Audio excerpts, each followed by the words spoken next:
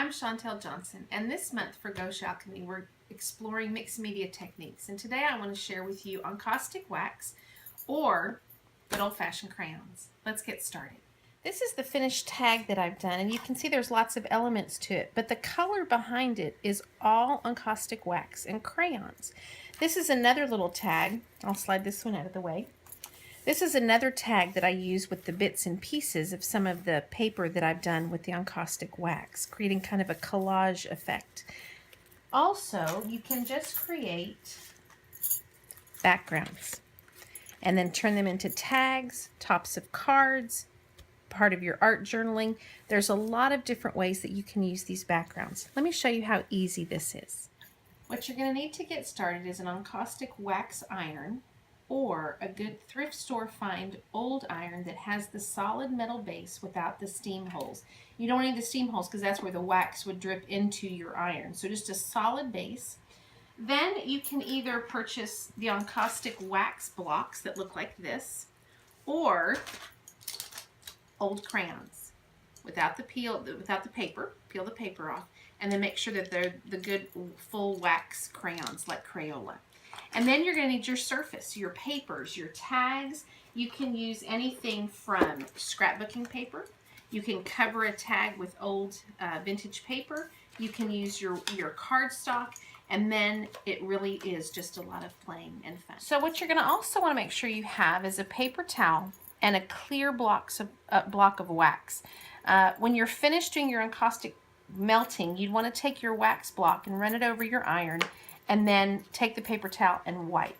Some people and some things say to wipe in between each color, but I don't. I like to blend those colors. But if you're being specific, wipe with the paper towel in between. So also to check to see if your iron is warm, you're going to take the wax blocks. They say to use this turquoise or this teal color. You really pretty much can take any color, but you can see how it's beginning to melt. And I'm not going to use a lot of that because this is the test. So you could just let this drip on down if you wanted to. And then I'm going to take it on a scrap piece of paper, and I'm just going to move my iron. Now I can come back and add to this and create layers and depth. I can use the edge of my iron to make impressions, and I'm going to show you how we mix colors, but let me just show you with the crayon what happens. I think it's just, to me, it's just kind of magic. And there's our one color and how it's dripping, and then if you move fast, you can get beautiful colors. So now let me show you on the tag, on this tag that is covered with vintage paper. I am going to wipe because I don't really want that teal color. And so now I'm just going to play. I'm going to grab some wax, and I'm going to begin to melt. So there's my gold. I'm going to add some pink right into the center. Let's add a little bit of this turquoise. I don't really think you can go wrong. If you continue to add on top of some of that's already melted, it may become muddy. So now I'm just going to let it go, and then dripping and moving fast and moving fast.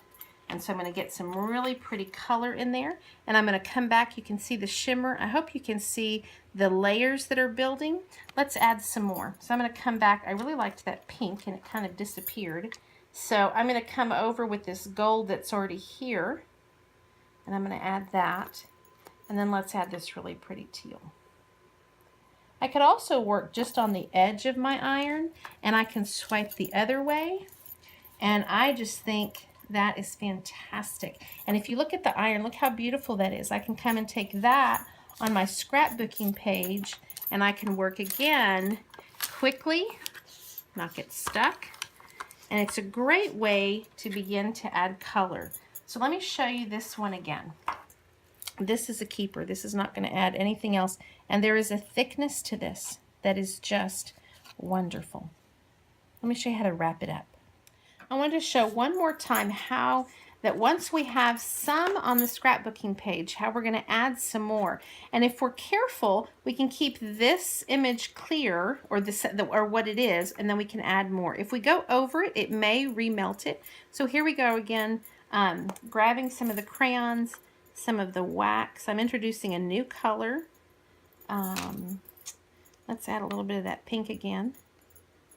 And I can let it drip into almost create my pattern on my iron. And then I'm going to come and I've kept this here, but I've created something different. And I'm going to keep wiping my iron, and then we'll let that. And let me show you just right in here. You can see the depth of the wax melting and as it blended with the colors. And now let me show you how to clean it. You take the clear wax block. You can kind of take everything off the excess. I do work on a thick pad. Don't work on your craft mats or your studio sheets because they could melt. So you work on this wonderful pad, and then what's underneath becomes another canvas for you to work on later. So you basically take the clear wax and you brush it all, or you spread it all over the iron, and then you take your paper towel and you wipe. And you can do that a couple of times just to make sure everything's off.